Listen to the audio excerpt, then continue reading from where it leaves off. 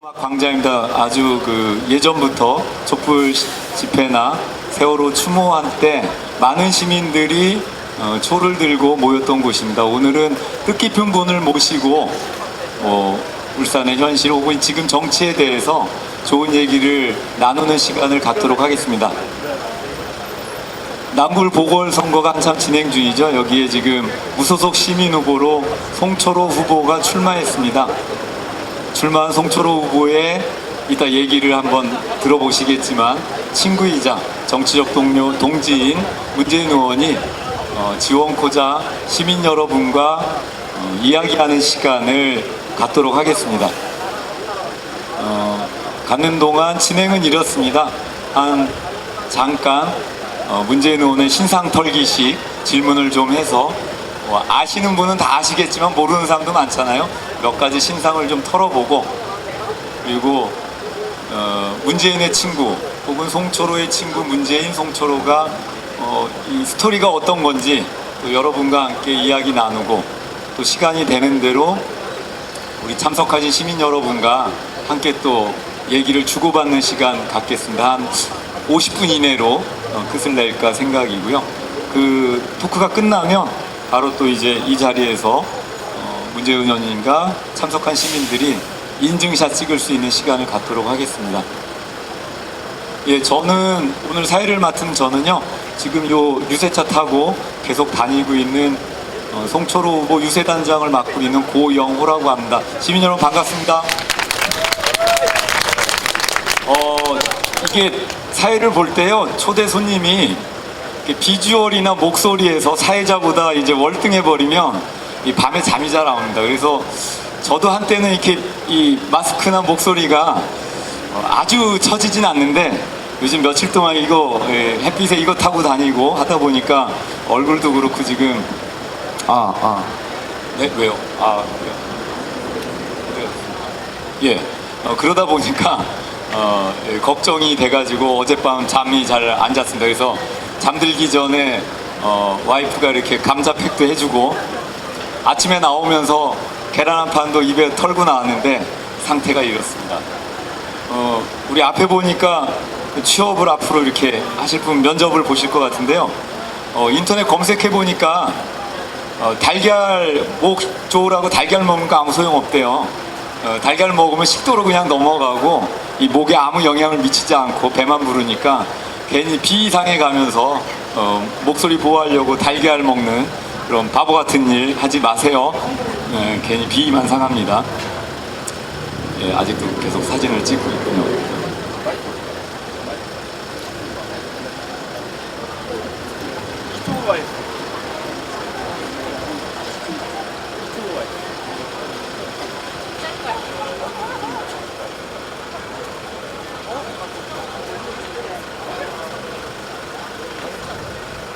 예, 아직도 사진을 찍고 계시군요. 계속 제가 이렇게 얘기를 예, 일단 먼저 문재인 의원님 먼저 잠깐만 먼저 모시겠습니다. 예,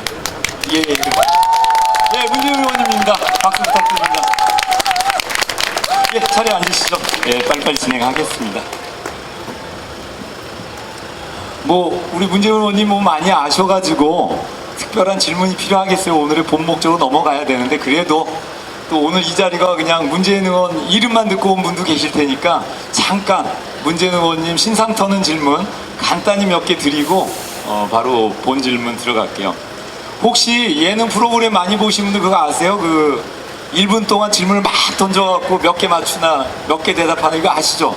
그걸로 한번 의원님 신상을 털어보겠습니다. 그리고요, 원래 이렇게 대선 후보급이 되면 이런 토크쇼 하면은 미리 질문을 드리거든요.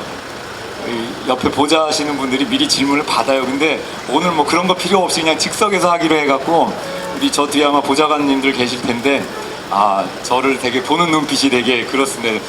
이 뒤끝은 없으시죠? 예. 제가 후보 아닙니다.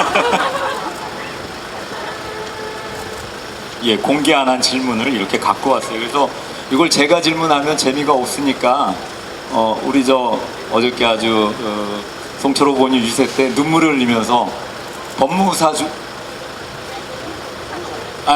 변호사가 꿈인데 이 아무튼 여러 가지 문제 때문에 눈물을 흘린 친구입니다. 이 친구한테 우리 문재훈 의원님한테 스피드 문답을 드릴 수 있는 권한을 사회자 직권으로 드리겠습니다. 예, 나오세요.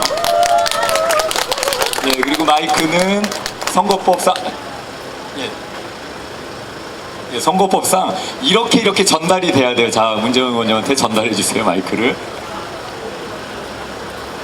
자, 시작하면. 자, 저쪽에 가서. 자, 제가 시간을 재고요. 마치는 숫자는 우리 시민 여러분께서 재 주십시오. 답을 하는 숫자는. 자, 제가 시작합니다. 딱 1분입니다. 자, 준비, 시작! 오늘 아침에 가장 먼저 한 일은? 넘어갑니다. 제시했죠? 예. 네? 울산 시민을 만나 처음 한 말은? 반갑습니다. 오늘 머리는 미용실하고 이발소는 어디 이용하세요? 스스로 했습니다. 옷은 본인이 직접 고르세요? 아니면 사모님이 골라주세요? 집사람이요. 가장 좋아하는 색깔은? 노란색. 좋아하는 꽃은? 좋아하는 요리는? 좋아하는 요리. 놀이. 네. 그것도 그렇네. 예. 좋아하는 이름은요? 이름. 네. 가장 좋아하는 이름. 패스. 영화 배우랑 가장 좋아하는 영화 배우랑 연예인은 누구예요? 이영애. 가장 좋아하는 노래는요? 백마강의 달밤. 자신의 주된 성격을 침착, 용감, 다정, 냉철 중에 뭘로 꼽으세요? 다감. 지금 가장 하고 싶은 일은요? 우리 송철호 후보님의 당선을 보는 것. 가장 아름답다고 느끼는 일은요?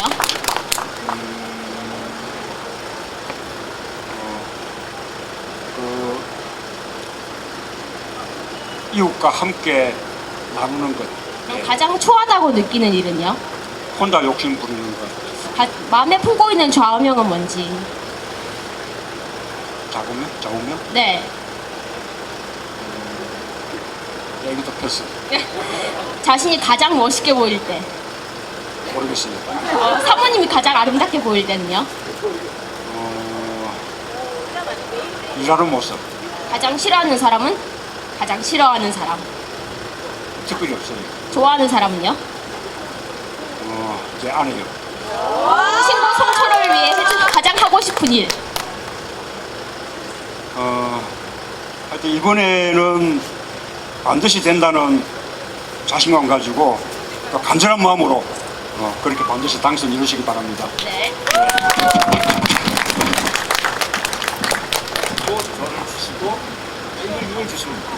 이 선거법상 이렇게 제가 직접 이렇게 주고받으면 문제가 되는데 이렇게 선거 운동을 통해서 주고받으니까 자 우리 이제 변호사 꿈인 이번에 대학 가는 신입생입니다. 한번 격려 좀 해주십시오. 네. 고마워요.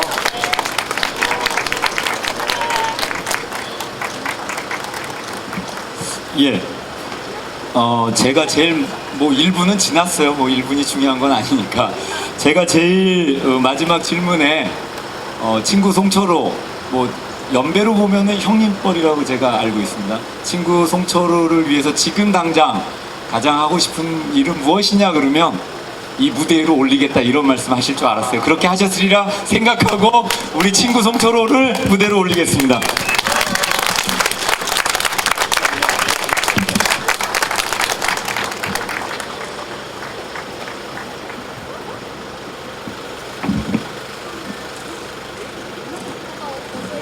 예, 마이크가 간섭이 돼서 제가 저쪽으로 가겠습니다.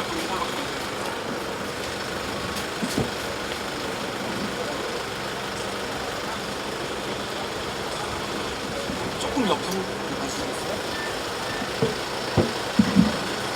이렇게 하고요. 좀더 편하게. 예, 이렇게 좀 진행하겠습니다. 어차피 오늘의 주인공은 또 두 분이고 원래는 이게 세 명이 나란히 앉으면 누구를 가운데 앉혀야 되는지 고민되잖아요. 이름이 문재인 콘서트인데 또 저쪽에 앉히면 또 그거 서운한 분 있고 또 유세차 주인이 명확히 있는데 또 옆에 앉으면 그것도 그렇고. 근데 이렇게 두 분 앉으라는 거는 이렇게 하면 가운데 중간이 없습니다. 아니. 예, 그래도 예. 그 오늘은 예. 우리 그 송철호 후보님이 중심이에요. 예. 그렇게 진행하셔야 됩니다. 그러겠습니다. 제가 그냥 도와드릴게요. 예, 그럼 바로 제가 질문을 던지면 혹시 선관위 관계자들 계실지 모르지만 이게 뭐 중간에 선거운동원이 왔다 갔다 하는 게 법에는 그게 맞다고 하는데요.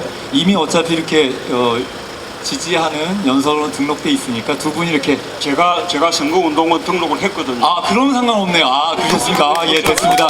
예 고민 해결됐습니다. 예. 이제 일단 마이크는 먼저 송철호 후보님한테 드리겠습니다.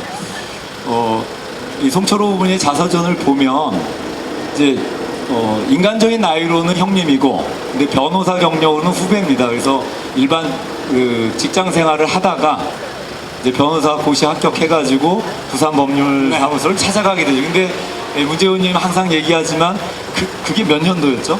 네, 85년입니다. 예, 85년이면 이미 85년입니다. 예, 85년 이미 우리 노무현 전 대통령님이나 그 문재인 의원님이 돈 안 되는 변호사라는 게 이미 부산 지역에 다 파다했을 텐데 어렵게 직장 생활하다가 그 어려운 고시에 합격하고 돈 안 되는 법률사무소 뭐하러 찾아가셨습니까? 아주 열심히 일하시는 분들이었습니다. 그리고 사람에 대한 사랑이 각별한 분들이라는 얘기를 들었습니다. 네, 그런 점에서 찾아뵀습니다. 그러면은 그때 그 법률사무소에 뭐 선후배는 있지만 노무현, 문재인, 송철호가 변호사로서 공유했던 가치는 무엇일까요? 먼저 한번 문재인 의원님께 한번 듣겠습니다. 예, 우리 그 송 후보님과는 지금 30년 됐는데요.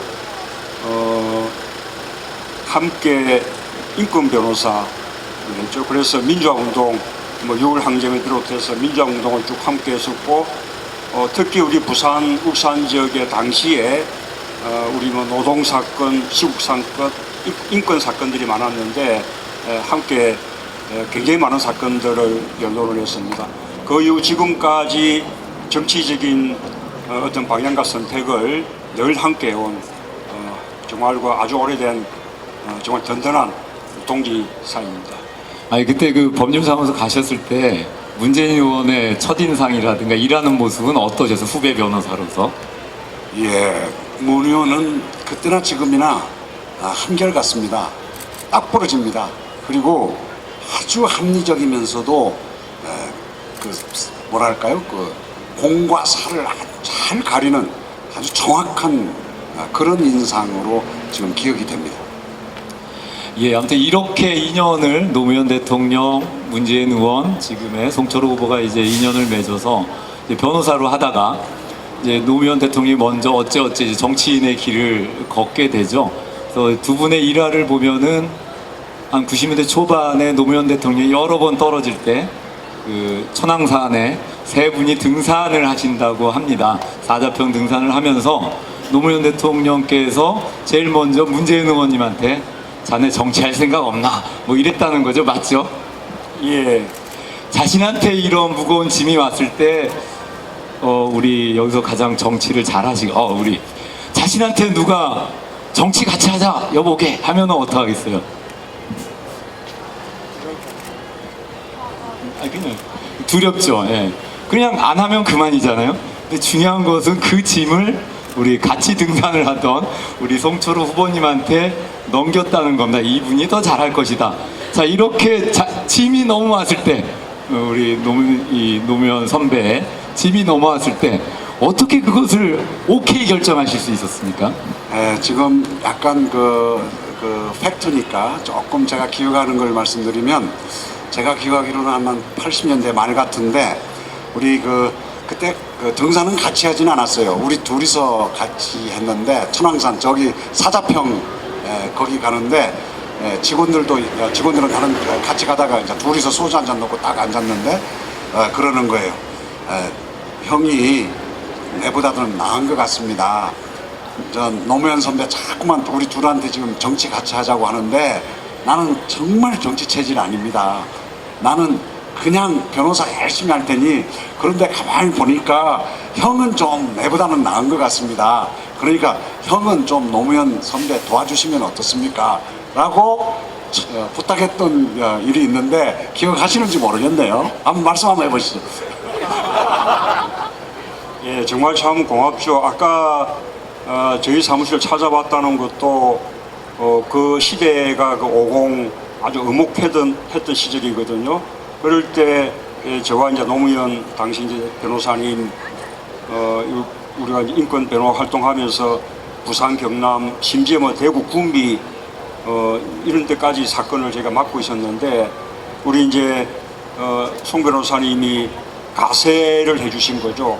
처음 변호사 개업하시면서 돈벌이라든지 어떤 성공이라든지 출세라든지 이런 걸 생각하심직한데 그런 거 다 이렇게 생각하지 않으시고 정말로 그 인권 변호사의 길을 함께 걷겠다고 찾아오신 거였거든요. 그렇게 이제 했다가 그 노무현 변호사님 먼저 정치에 들어가셔서 외롭게 지역주의하고 맞서는 그런 정치를 하고 있었는데 그게 또 이제 외로워 보이니까 그 당시 이제 노무현 변호사님도 저희에게 좀 함께 해줄 수 없느냐라고 부탁을 하셨고 저는 도저히 자신이 없어서 그 부탁을 받아들이지 못했고 우리 이제 송철호 변호사님은 거기에 이제 호응해서 나서서 지금까지 무려 6번 그렇게 이제 낙선하면서 정말로 그 바보 노무현보다 더 바보 송철호 그 길을 좀 걸어오고 계신 거죠. 예, 뭐 옛날 얘기 너무 요즘 세대 많이 하면 안 되는데 그래도 하나만 아마 잘 모르시는 분이 많은 것 같아요. 하나만 제가 질문을 드릴게요. 지금은 그래도 노동사건 변호하는 게 아주 뭐 이렇게 변호사님들이 패가망신하는 길은 아닐 거예요. 근데 80년대 말 중반과 말 그리고 90년대까지만 해도 노동사건을 전문으로 변호한다는 것은 거의 뭐 집에서 쫓겨나는 일하고 같습니다. 근데 그 시절에 고민이 많으셨을 거예요. 무슨 제가 적당히 집안을 보니까 그런 노동자하고 그렇게 뭐 태생적으로 아주 가까웠다고 보기는 어려운 뭐 그런 것인데 그럼에도 노동사건을 그 엄혹했던 시절에 맡을 때는 어떤 일화와 또 계기가 있었을 겁니다. 그래서 노동인권 변호사로서 결심하게 됐던 그 일화를 하나 말씀해 주시면 좋을 것 같네요. 예, 울산 지역에서 이제 노동사건으로 첫 구속된 사람이 그때 권영묵이라는 사람이 있었는데 그 다음에 지금 현재 현대중공업의 노조위원장을 하는 정병모 이런 사람들이 구속되는데 변호사가 뭔지를 몰라요. 그래서 이분들이 처음에 변호사는 아무나 선택하면 되는가 보다 해가지고 회사 측 그 변호사를 찾아갔어요. 그래가지고 선임을 했어요.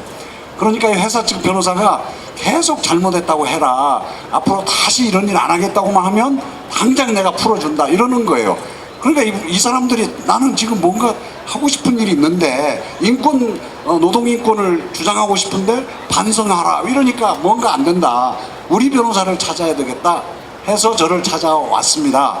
그래서 저도 약간 고민하다가 이거 맡아야 되겠다 하고 맡기 시작했는데 한번 맡으니까 본물처럼 밀려오는 거예요. 수십 명씩 구속됐어요. 그때 많이 구속됐습니다.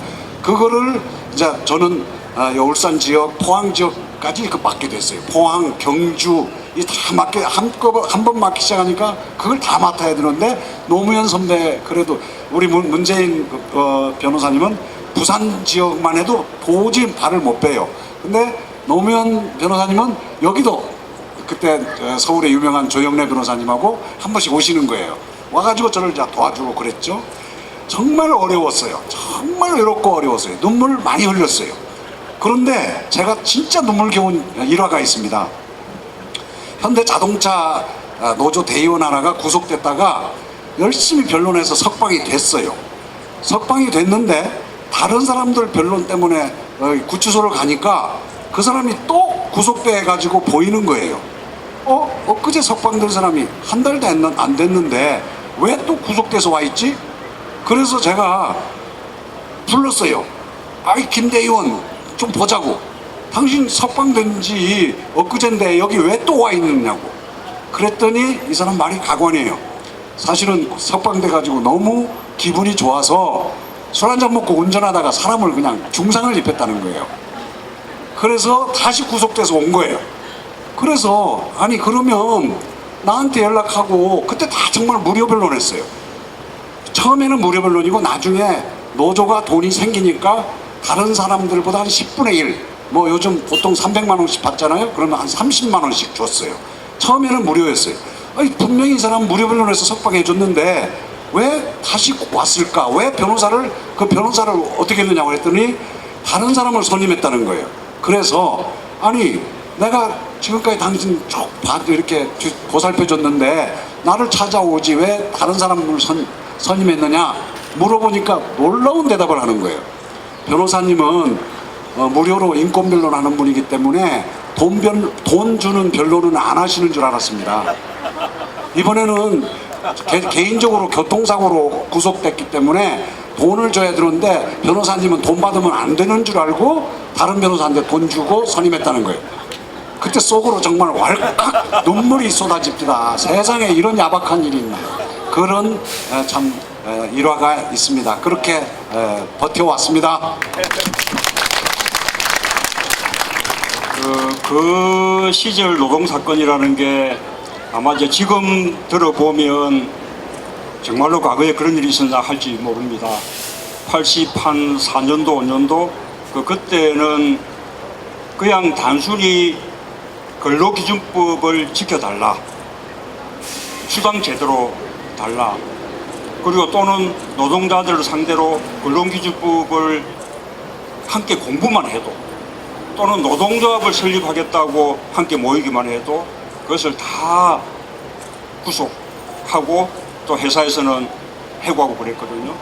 그러다가 이제 87년도 6월 항쟁 이후에 이 노동자 분출이라는 그 노동운동이 폭발을 하면서 특히 이곳 울산 지역하고 우리 이제 창원 쪽에 아주 대단히 이 공장들에서 노조들이 생기면서 그때부터 울산은 대한민국 노동운동의 하나의 중심지, 본거지처럼 된 거죠. 지금은 이제 뭐 울산이 대한민국에서 소득이 가장 높은, 가장 잘 사는 도시가 되었습니다만 그 그늘 속에는 많은 노동자들, 서민들, 학생들의 이 희생이 있었는데 우리 송철호 후보님은 그 시절 그분들에게 정말 희망이었습니다. 아마도 정말 이 송철호 변호사님의 피고인들 아마 울산에 지금 많이 살고 계실 것이라고 생각합니다. 네, 고맙습니다.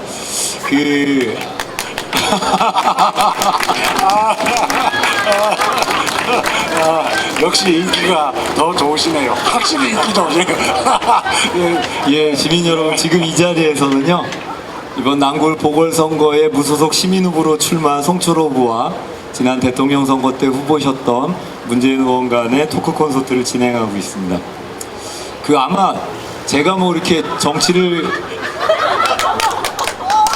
이걸 내가 먹으면 지금 우리 후보님 어떡하라고 아마 전달해 주라고 적겠죠. 예. 갖고 오는 거. 아유, 직접 받으시죠. 고마워. 아유, 이뻐라. 고마워. 예, 맛있게 먹겠습니다. 예, 제가 무슨 정치학을 공부한 사람이 아니어서 잘은 모르겠습니다만 한 지역에서 같은 법률사무소를 노동인권 변호사 출발을 해가지고 그 동지들, 그 친구들이 정치에 또 이렇게 번갈아 가면서 입문을 하고 또 지역주의라는 그 시대적인 과제에 맞서 서는 게 아마 80년대, 90년대, 2000년대까지 정말 특이하고 또 어떻게 보면 아름답고 또 어떻게 보면 슬프기도 합니다. 그 어렵게 공부해서 변호사 했으면 참 저런 건물 하나씩 팍팍 올려야 되는데 이 험한 또 일을 하고 계시니까요. 이제 좀 더 깊게 좀 들어가 볼게요. 제가 이제 송철호 후보님 유세차를 타고 이제 시민 여러분께 여러 가지 얘기를 합니다. 송철호라는 사람, 지난 20년 동안 시장도 아니었고 국회의원도 아니었다. 아무것도 아니었죠. 맨날 선거나 떨어졌으니까. 근데 울산광역시 승격이라든가 울산 KTX역 신설, 또 울산 국립대학교와 같은 지금의 울산을 만들어가는 굵직한 현안은 우리 송철호 후보님이 없었다면 불가능했을 것이다라는 얘기를 이제 일화를 듣고 계속 하는데, 유세라는 게 짧아갖고 얘기를 더 말을 못 하잖아요. 그래서 오늘 조금 팩트를 한번 접근해 보겠습니다. 이제 저도 그렇게 듣고 얘기하고 있지만 울산 KTX역은 후보가 아니었으면 불가능하다고 얘기하는데, 일단 예 아니오로 우리 문재인 의원님께 묻겠습니다. 후보가 그렇게 얘기하는 울산 KTX역 신설, 후보가 아니었다면 불가능했다고 얘기하는데 맞습니까? 예, 맞습니다. 예, 제가 증언할 수 있습니다. 설명 좀 드려야죠. 예.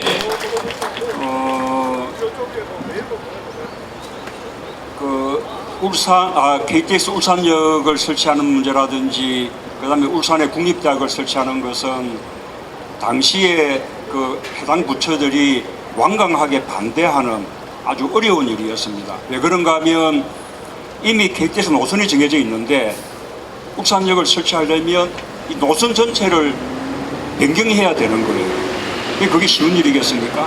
절대로 안 된다고 그렇게 하겠죠.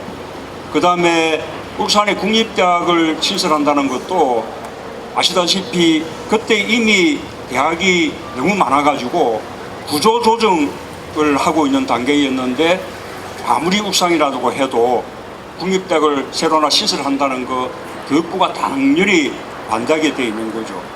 그래서 그냥 현실적으로 거의 불가능하게 보였는데, 우리 이제 송철호 후보님이 노무현 대통령을 설득해낸 거예요. 정말 그 당시에 송철호 변호사님이 KTX 울산역 설치 추진위원회 위원장, 그 다음에 또 울산 국립대 유치 또 추진단 대표 이런 거 맡고 계셨는데, 우리 송 변호사님의 그 열정, 울산 사랑, 아마 그게 없었으면 그 노무현 대통령을 설득해내지 못했을 겁니다. 그거 설득해내느라고 아마 우리 청와대에도 수없이 방문했죠. 저도 여기서는 못했습니다. 그런데 그렇게 이제 아주 어려운 이 과정을 거쳐서 일이 성사되고 나니까 정작 그 공은 울산시장한테로 가버리고, 실제로 고생한 우리 그 송 변호사님은 글쎄 무슨 예를 들면 준공식에 초청이라도 받으셨는지 모르겠는데 공로상 하나 받으셨다고 저번에. 지금 그 부분 관련해서 제가 생각이 나는데, 정말 청와대 가보면요, 우리 문재인 그 당시는 민정수석이셨는데 얼마나 일을 많이 하는지 1시간 정도는 기다려야 겨우 약속을 하고 가도 워낙 복잡한 국정과제를 다루느라고 정신이 없어요. 미안해서 만나달라고 할 수가 없을 정도로 그때 이빨 다 빠진 걸로 기억합니다. 그 이빨 다 빠졌어요 그때. 그렇게 열심히 일하는데 저는 이제 저대로 지금 가슴에 안고 있는 게 있는 거예요. 이거 기어코 해내야 되는데, 만나서 뭔가 설득을 해야 되는데, 이게 이제 대통령님은 결심하셨지만 건설교통부 직원, 장관, 차관, 국장 전부 반대해요. 교육부 장관, 차관, 저 실무자까지 하나같이 울산국립대 안 된다는 거예요. 그러니 그 양반들을 만나려면 제가 일개 변호사가 무슨 힘이 있습니까? 꼭 힘 있는 민정수석님한테 찾아가요. 찾아가서 1시간을 기다리고, 그래 찾아가서 저 교육부 차관한테 나 좀 만나달라고 좀 전화 한 통 해달라고, 그렇게 해서 백을 가지고 가서 설득하고 이런 과정을 거치는데요, 제가 기억하는 일화가 하나 있습니다. 어느 날 아주 바쁘고 그냥 성질이 나 있는 거예요. 지금 다른 일로. 그날 가서 제가 이것 좀 해달라고 하니까 그때 한마디 하는 말이 있었어요. 기억하실지 모르겠어요. 형이 그렇게 죽으라고 이거 하겠다고 하면 울산 시민이 표 준답니까? 형 이렇게 해서 해내도요, 그 공로 맹우가 전부 지가 했다고 할 겁니다. 그 맹우가 그래서 저는 놀랬죠. 맹우 왜 맹호, 그래서 왜 맹호가 지가 했다고 하는가 내가 물어보니까 맹호가 제 고등학교, 경남고등학교 동기동창 아닙니까? 글마요, 지가 했다고 분명히 할 텐데 뭘 그렇게 죽으라고 고생하면서 이렇게 뛰어댕깁니까? 라고 얘기했는데 그거 기억합니까? 저는 요즘 조금 기구한 게요. 우리 이제 박명우 좀 시장 지금 이제 후보 당대 후보가 제 학교 동기거든요. 상당히 가까운 편입니다. 얼마 전에 지방선거 때는 또 부산시장 또 나온 서병수 전 후보가 또 저하고 동기인데 세 명이 걷는 길은 달라도 다들 꽤 친한 편이에요. 근데 그때 지난 지방선거 때 또 서병수 후보고 맞서는 오구돈 후보를 돕는 역할을 했고 이번에는 또 우리 또 송철호 또 후보님도 돕고 있으니까 조금 뭐 입장이 좀 그렇긴 합니다. 어쨌든 하나 꼭 말씀드리면요, 이 KTX 울산역이라는 게 기억하십니까? 참여정부 때 천선상 터널 때문에 그때 지울 스님 단식도 3번 이렇게 하시고 참 저희가 그바람에 이제 고생도 많이 했는데 결국 천상 터널이라는 문제도 KTX 울산역이 그걸 설치하려고 하다 보니까 노선을 바꾸고 그래서 생긴 문제들이거든요. 어쨌든 그 울산 시민들께서 그런 조금 그 공을 정말 알아주시면 좋겠습니다. 예, 여기 조금 전에 공로상 받았느냐고 그거 답변을 못했어요. 사실은 박명우 시장이 그 점은 저는 칭찬을 해요. KTX 역사가 준공되기 전에 교통국장한테 연락이 왔어요. 박명우 시장께서 그래도 이번 KTX 울산역 역사 준공식에서 공로패 1호를 그래도 송 변호사님한테 드리는 게 옳다라고 해서 그래도 이 양반이 그래도 쏘군이 있구나 그렇게 참 좋게 생각하고 정말 흔쾌히 그 역사 준공식에 가서 5명 그 공로자 중에 제가 1번으로 이렇게 공로패를 받긴 받았어요. 받았는데 제가 놀란 거는 3월 20일인가 이제 뭐 자기가 이제 뭐 시장을 그만두겠다, 국회의원 출마하기 위해서 시장을 그만두겠다. 그런 이제 자기가 발표를 합니다. 발표할 때 막 신문에서 요즘 신문 뭐 전부 박명우 편이에요. 뭐 그 중간에 무슨 일이 생겼는지 모르지만 완전히 그냥 이렇게 막 떠받들기만 해요. 그 신문들이 울산시장으로서 혁혁한 공을 세운 분이 이제 드디어 국회의원 하기 위해서 나간다 이런 식으로 막 미화시켜서 그렇게 발표를 했는데 거기에 공로로 이렇게 큰 공로를 세웠다는 것 중에 두 번째가 KTX 울산역이에요. 그럼 속으로 야 나한테 공로상 배 줘놓고 이제 그걸로 자기는 부채 다 갚았다는 말이구나. 사실은 지난번 2002년에 저하고 시장으로 한번 붙었거든요. 제가 기억하기로는 첫 TV 토론을 MBC에서 했어요. MBC 대기실에서 둘이서 앉아 있는데 갑자기 그러는 거예요. 송 후보님, 오늘 TV 토론에서 KTX 울산역은 얘기 안 꺼내지는 게 어떻겠습니까? 그래서 왜 그걸 안 꺼내죠? 그랬더니 저는 몇십 년 행정가입니다. 행정가로서는 이미 노선이 확정되고 보상 다 끝나고 설계가 끝났으면 그건 불가능한 겁니다. 그런데 그걸 자꾸 거론하는 건 시민을 우롱하는 거 아닙니까? 그러니까 제가 그렇다고 그 KTX 울산역 자꾸 송 후보가 주장하는데 하지 말자고 할 수도 없고 그거는 너무 시민을 이렇게 속이고 현혹하는 것 같으니 우리 그 얘기는 하지 맙시다라고 하더라고요. 그래서 제가 그때 그랬어요. 행정가 입장에서는 그게 안 될지 모른다. 참 당신은 참 행정가구나. 역시 행정가구나. 하지만 나는 인권 변호사다. 300km의 철도가 울산을 지나가면서 울산 하루 옆을 지나가면서 역 없이 가면 우리 울산 시민 전체의 인권이 근본적으로 유린되는 거다. 그것도 지금 1, 2년이겠느냐. 10년, 50년, 100년 동안 100년이 지나도 한 번 만들어진 그 역사 못 짓습니다. 그러면 후손들이 대대로 이어가면서 우리 현재 지도자들, 우리 현재 살던 사람들을 천하의 바보들, 천하의 멍청한 선조로 우리를 욕할 텐데 지금 현재 사는 사람들의 인권적 차원에서 나는 300km 거기 누워서라도 내 영 만들겠다. 그렇게 박명욱 후보하고 입술을 맺던 기억이 납니다. 네. 네, 박수 부탁드립니다.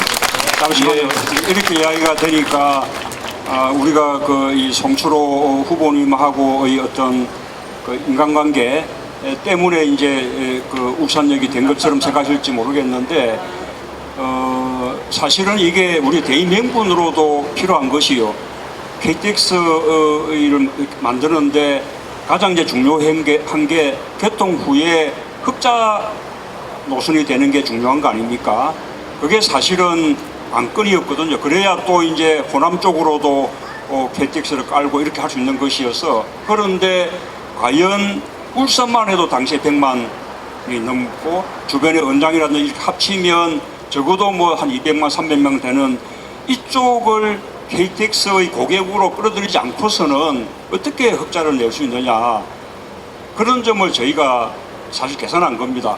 실제로 울산역을 개통을 해보니까요 원래 당초 계획에 있었던 수많은 다른 역들보다 KTX 울산 역이 훨씬 승객 이용자가 많아가지고 가장 성공한 역이 됐거든요.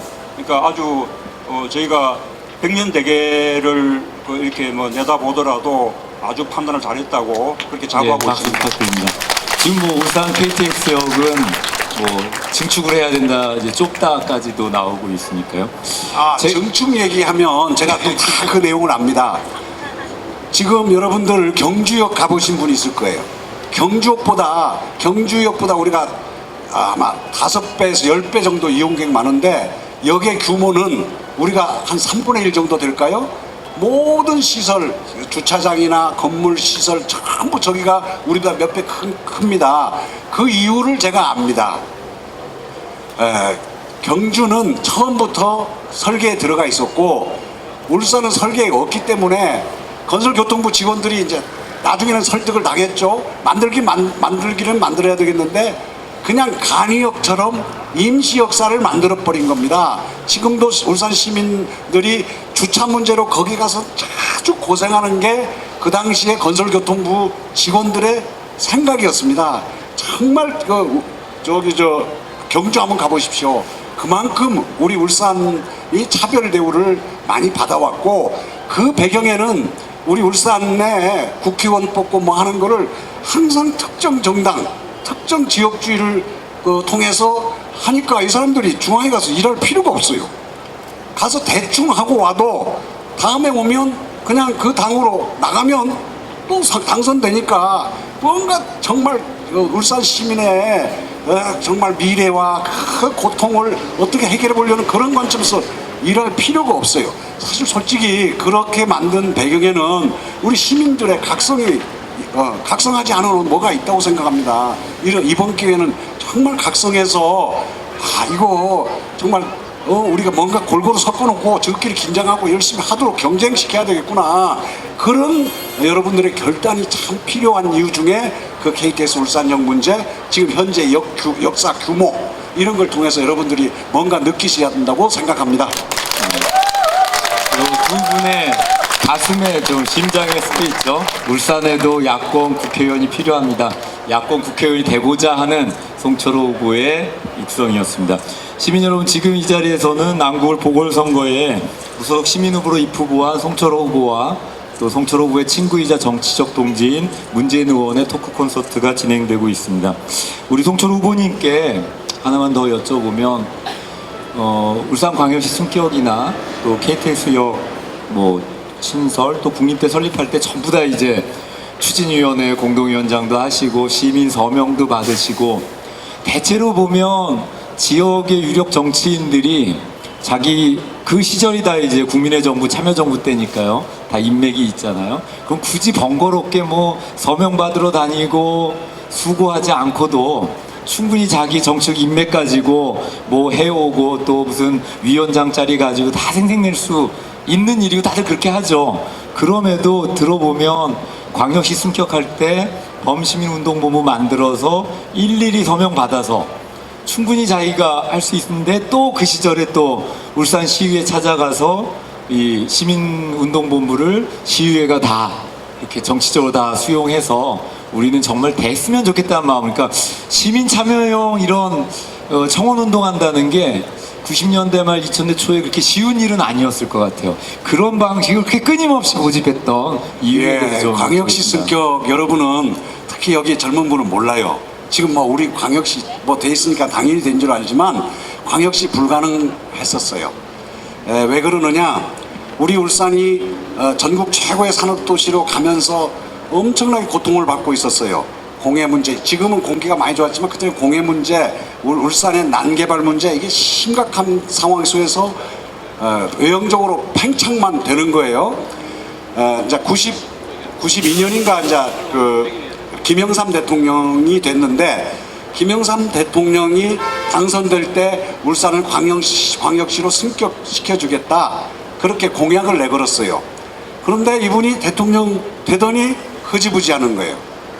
그리고 드디어 이걸 그냥 슬쩍 넘겨버릴 생각을 하는 겁니다. 그걸 다 저는 봤어요. 그 당시에 최영호라는 우리 울산 지역 출신이 내무부 장관, 이게 요즘 행정자치부, 뭐 안전행정부가 다 그때는 내무부였습니다.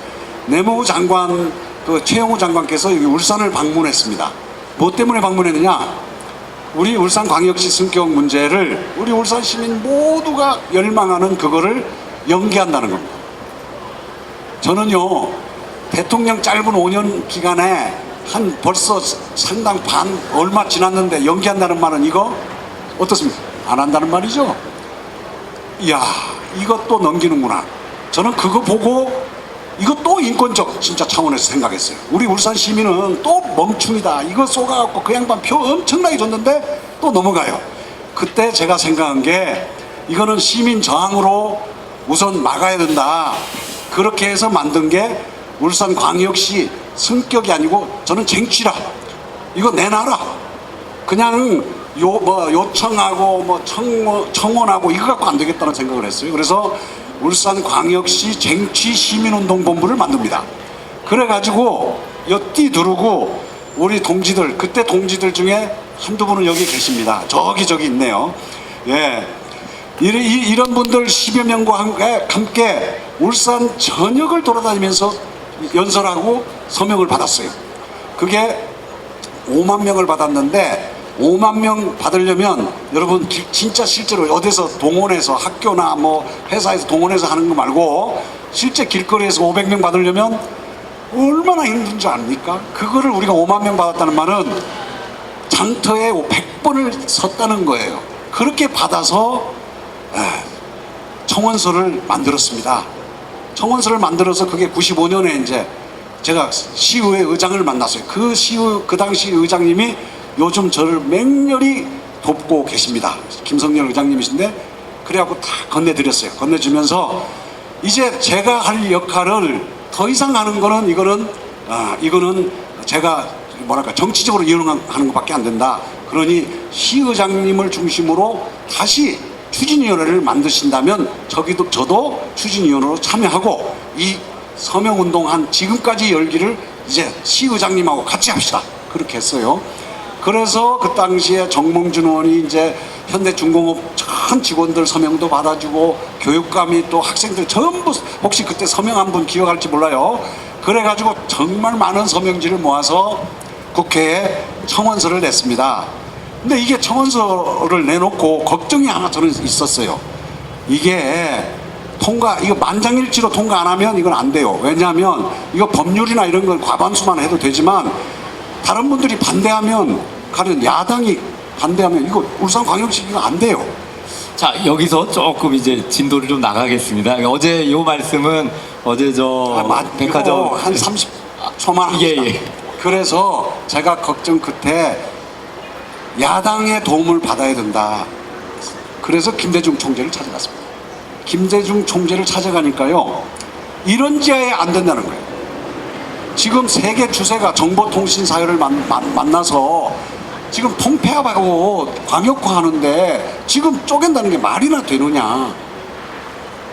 그동안 고생한 게 정말 절망으로 오더라고요. 그래서 그때 정말 매달렸습니다. 매달려도 소용없어요. 안 된다는 거예요. 그런데 마지막 제가 매달린 말이 김대중 총재를 설득했습니다. 뭐라고 했느냐? 총재님 말씀 옳습니다. 우리 광역시 승격 저희도 하는 게 그게 어렵다는 거 압니다. 그러면 한 가지만 부탁합시다. 광주를 전남에, 대구를 경북에 통합할 때까지만 울산을 광역시로 승격시켜 주십시오. 어떻습니까? 그 말에 김대중 총재, 야당 총재가 그 말은 일리가 있다. 그렇게 해서 야당이 전부 동의하고 100% 통과해서 우리 광역시가 된 겁니다. 한 가지만 말을 보태면요. 어쨌든 그렇게 이제 노력하셔서 또 울산이 또 인구가 광역시 기준이 이제 넘었기 때문에 이제 광역시가 됐는데 그리고 경제적으로도 성공했죠. 아마 뭐 대한민국에서 울산이 소득이 가장 높은 도시가 되었습니다. 그런데 또 한편으로는 문화시설이라든지 복지시설이라든지 그런 것은 다른 광역시에 비하면 아직 형편없어요. 그동안 늘 이렇게 새누리당만 시장으로 국회의원으로 이렇게 뭐 다 뽑아주시니까 실제로 광역시로서 어떤 내실 있는 발전 그런 부분들은 좀 뒤처졌다고 생각합니다. 그 제대로 해내려면 정말 이렇게 조금 그 울산 정치에 경쟁을 좀 만들어 주셔야 울산이 발전할 수 있다고 생각합니다. 예, 좀 그 울산광역시 그 서명운동 할 때 뭐 하셨어요? 95년. 저는 울산 시민이 아니라 그냥 시민이 아니어도 상관없고 95년에 뭐 하셨어요? 8살이요. 예, 5살이었던 사람 앞에서 광역시 얘기를 너무 많이 하면 또 흘러가는 옛노래니까 좀 요즘 얘기로 좀 오겠습니다. 먼저 저 문재인 의원님한테 대선 후보였고요. 또 지금도 아주 우리 야권의 아주 중요한 정치인이고 또 앞으로의 또 한국 정치에서 아주 큰 역할을 하실 분인데요. 그런 입장에서 볼 때 우리 송철호 후보가 울산이나 한국 혹은 영남에서 어떤 위상을 갖는 정치인인지 또 돌파해야 될 과제에서 어떤 역할을 앞으로 하실 분인지 한번 또 의미 부여를 한번 해주신다면. 그 송철호 후보님은 아까 제가 말씀드렸는데 지금까지 6번 낙선했거든요. 아마 수도권 지역이었다면 여러 번 뭐 국회의원이 당선되셔서 지금은 아마 정말 한국 정치를 이끄는 그런 큰 정치 지도자가 돼 있었을 겁니다. 그래서 지금이라도 송철호 후보님 당선만 되신다면 단숨에 우리 영남 지역을 대표하는 그런 큰 정치인이 되실 수 있죠. 사실 이제 저도 부산에서 국회의원 이렇게 합니다만 정말 외롭거든요. 마치 뭐 이 독립운동 하는 것 같은 그런 심정이죠. 생각해 보시면 뭐 이렇게 공감하실지 모르겠는데 지금까지 요즘 김대중 대통령님 또는 김상 대통령님 아까 말씀하신 그런 이제 분들 보면 그 지역에 아주 든든한 배경을 가지고 그 든든한 배경의 힘으로 큰 정치인으로 성장해서 대통령 되고 뭐 그랬지 않습니까? 그런데 노무현 대통령님 경우에 또 지역적인 배경이 없었죠. 저도 그렇습니다. 만약에 송철호 그 후보님이 이번에 국회의원 되신다면 정말 저에게는 정말 엄청난 이게 동지가 생기는 것이고 아마 그 영남의 정치가 바뀌고 그것을 통해서 대한민국 정치를 바꿔낼 수 있는 그런 아주 대전기가 될 것으로 그렇게 생각합니다. 예, 우리 송철호 후보님께서 우리가 정치 특히 이제 하나의 지역을 대표한다는 거 참 쉽지 않은 일이고 더군다나 한 20여 년 동안 무수히 도전하지만 그 어떤 문턱을 넘지 않으면서 힘든 일인데 그럼에도 이렇게 쉬지 않는 그 열정의 원천은 어디 있습니까? 예, 사실은 좀 서울로 가지 그러느냐, 왜 안 되는 울산을 고집하느냐, 그런 얘기 많이 들었습니다. 그런데 저는 이상하게 의리 같은 거에 매여요. 한 번 했는데 그걸 버릴 수가 없어요. 정말 저희 그 가족들은요, 제발 울산 벗어나서 서울 가서 하면 되지 않느냐고 얘기합니다. 하지만 저는 정말 그렇게 못해요. 제가 그렇게 생겨 먹은 걸 어떡합니까? 그래서 여기까지 온 겁니다. 예, 지금 뭐 이번에도 뭐 실제로는 참 힘들다는 거 알아요. 저는 우리 참 문을 사랑하고 대통령 꼭 만들고 싶은데, 제가 이번에 이제 안 되면 저는 정말 다시는 안 할 생각이에요. 그러면 문을 만드는, 대통령 만드는 큰 기둥이 하나가 사실은 없어지는 겁니다. 그래서 저는 그래도 할 거예요. 하지만 참 기둥이 되지 못하는 걸 늘 마음으로 아파하면서 최선은 다하겠죠. 하지만 역시 이제 힘은 약하겠죠. 저희 열정의 배경에는 저희 가족들이 있습니다. 저는 우리 애들 자랑 좀 하는데요, 진짜 애들 잘났다고 자랑하는 건 절대로 아닙니다. 저는 제가 그렇게 험한 삶을 살아오는데도 애들이 좌절하지 않고, 애들이 그냥 막 뿔뿔이 흩어지지 않고, 각자 지 몫을 해줬다는 거에 대해서 무한한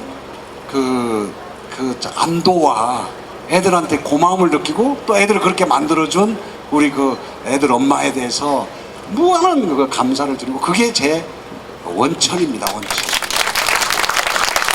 예, 울산시민 이 자리에서는 예. 이번에 출마 문제를 언론을 해오셨는데, 그러니까 뭐 우리 이제 새정치민주연합의 후보로서가 아니라 울산 지역에서 이번 지방선거에서 야권이 전멸죠. 그래서 뭐 시장부터 국회의원, 뭐 구청장, 심지어 시의원까지 야권은 한 명도 없는 상황이 됐는데, 이런 상황을 조금 이렇게 좀 변화시키기 위해서 울산 지역에서 모든 정당들이 후보를 내지 않고 시민사회와 함께 무소속 범시민 후보를 이제 이렇게 내세우는 방안을 논의하고 있고, 그 대상으로 우리 송 후보님을 이렇게 그 논의를 하고 있는데, 어떻게 하면 좋겠냐. 저한테 이제 의논을 이제 해오셨는데, 저는 정말 나가시라는 말씀을 못 드렸습니다. 너무나 뭐 어려운 일인 줄 알고, 지금까지 그렇게 고통 많이 겪으시고 이제는 이제 정치 안 하겠다라고 이제 정치 떠나시기도 하셨는데, 다시 이렇게 한다는 게 너무 힘든 일이지 않습니까? 그랬는데 제가 울산 쪽의 사정을 알아보니까 우리 송 후보님이 나서지 않으면 무소속 범시민 후보라는 그 논의틀 자체가 이루어지지 않는 겁니다. 그 논의가 송철 후보님이 나선다는 게 전제가 돼야만 가능한 그런 구조였어요. 그래서 제가 그렇게 말씀드렸죠. 그렇다면 정말 마지막으로 이번에는 형 자신을 위해서 우리가 진짜 있는 일만 한번 다 해봅시다. 그렇게 이제 말씀을 드리고, 그러면 저도 정말 울산에서 반상권 한다는 그런 각오로 열심히 떠올게요. 그렇게 말씀을 드렸거든요. 제가 이제 반상권 약속은 제가 지키지 못하고 있습니다만, 그래도 우리 민주통합당의 후보가 아닌데 제가 와서 이렇게 오늘 하루 종일 같이 있고 내일도 또 와서 또 뭐 같이 하겠습니다만, 그렇게 이제 하는 이유는 사실은 저는 이번 출마가 너무나 미안합니다. 아까 개인적으로는 제가 정치에 나가도록 등을 떠미는 것은 아니지만, 노무현 당시 이제 변호사님이 정치에 같이 좀 하자고 권했을 때 저도 옆에서 말은 좀 보탰었거든요.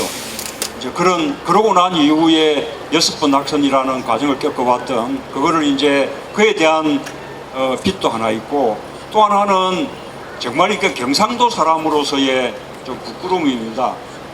6번 낙선하는 동안 늘 근소하게 이렇게 낙선했고, 한 번은 불과 한 2,000표 남짓 그런 차이로 그런 차이로 낙선한 적도 있는데요. 선거 마지막 2, 3일 남겨놓을 때까지 우세했거든요. 선거 2, 3일 남겨놓고는 상대 후보 측에서 정말로 선거구의 모든 가가호에 우리 송 변호사님의 호적 등본, 그 원부, 그거를 전부 다 우송을 해가지고 전라도다. 그렇게 실제로 송 후보님 본인은 부산서 태어났고 부산서 학교 다녔고 그 다음에 변호사 활동도 부산 욱산에서 했고 평생 이쪽에서 살아왔었는데 아버지 고향이 그냥 저 전북 익산이라는 이유로 그렇게 그게 정말 좀 부끄러운 일 아닙니까? 저는 정말 경상도 사람으로서 너무 부끄럽습니다. 박수 부탁드립니다. 예, 지금 자꾸 저한테 이렇게 귓속말하는 이유는 저 건너편에 또 시민이 많이 있다고 지금 여기만 있어서 안 된다는 얘기거든요. 하지만 또 이 자리에도 시민 여러분이 계시니까 마무리 질 거 마무리 지고 다음 일정 소화하겠습니다. 그 두 분이 노래방은 가신 적이 있나요, 같이? 솔직히 노래방 우리는 그 이제 노래방 나오고 막 이렇게 흥행할 때는 정말 일만 할 처지가 돼가지고 이빨 다 빠져가면서 일하는 분하고 노래방 갈 처지는 아니었습니다. 예, 그러면은 청와대 계실 때도 한 번씩 만나면 둘이서 그 조용한 소주집에 앉아서 둘이서 소주 먹으면서 울산 현안 문제 얘기하고 국정에 대해서 서로 걱정하고 그랬죠. 우리 송 후보님은 정말로 가수 뺨치는 예. 정말 솜씨가 좋아요. 저는 뭐 음치고요. 예. 그런 거 아니고요. 제가 같이 안 가신 거 알고 있어요. 그래서 이번에 당선되시면 딴 것보다 정말 그 지난 우정을 노래 한번 가시고 오늘은 또 선거 유세 때문에 토크쇼라고 하지만 이렇게 길게 여유 있게 얘기 나누지 못하시니까 당선되고 나셔서 제 지역구 국회의원으로서 정식으로 동료 국회의원 초청해서 정식으로 안정된 공간에서 토크쇼 여시고 그때는 두 분이 노래 연습 딱 해가지고 우리 많은 우리 지역 유권자들 모여놓고 노래 한 곡 하시는 겁니다. 약속합니다. 예, 그럼 이제 좀 질문을 좀 땡겨갖고 마지막 질문으로 넘어가겠습니다. 옆에 또 막 시민들 계시다니까. 아마 여기에는 여기 지금 우리 남구을 지역구 유권자분 한번 손들어 보세요. 예, 이 정도면 충분히 많습니다. 남구을 유권자 여러분과 또 남구을에 거주하지는 않지만 또 아는 분 많이 계시잖아요. 자, 먼저 문재인 의원님께 이제 마지막 질문입니다. 자, 여기 지금 울산에 100만 시민이 여기 다 모였다 치고요. 다 들린다 치고 뭐든 한 가지만 꼭 들어준다고 했을 때 우리 울산 시민이 무엇을 가장 부탁하고 싶습니까? 정말 뭐 이 순간은 우리 송철호 후보님 꼭 좀 당선시켜 주십시오라는 거죠. 아까 뭐 노래방 노래 말씀도 하셨는데 실제로 뭐 당선만 시켜 주신다면 뭐 무슨 일인지 못 하겠습니까? 아니 그런데요, 진짜 한 가지 더 드리고 싶은 이야기는요. 저는 울산 시민들이 원전 문제에 좀 관심 가져주시면 좋겠습니다. 그렇죠. 정말 우리가 세월호 이후에 안전 대한민국, 그게 이제 우리 국민들 소망인데 그 기준으로 보면 울산은 정말 대한민국에서 가장 불안한, 가장 위험한 도시입니다. 원전의 위험 반경, 1차 피해가 생기는 위험 반경이 30km라고 하지 않습니까? 우리 울산은 오리 원전 단지로부터도 30km 반경 내에 울산의 대부분 지역이 다 포함되고요. 또 북쪽에 있는 월성 원전 단지로부터도 또 30km 위험 반경 내에 대부분 다 포함되거든요. 위험이 중첩되어 있는 거예요. 게다가 보리에는 지금 이미 2007년에 30년 설계 수명이 만료된 그 보리원전 1호기가 지금 무리하게 지금 고장이 끊이지 않고 있는데 지금 무리하게 연장 가동되고 있지 않습니까? 또 월성에는 월성 1호기가 이미 2012년에 또 30년 설계 수명이 만료가 됐는데 그 연장 가동하기 위해서 지금 준비 중에 있거든요. 아마 곧 연장 가동이 저는 발표될 것이라고 그렇게 생각을 합니다. 여러분 그 후쿠시마 그 원전 사고 다 이렇게 보셨는데 후쿠시마에 굉장히 많은 원전이 있는데 1호기, 2호기, 3호기, 4호기, 5호기가 폭발했지 않습니까?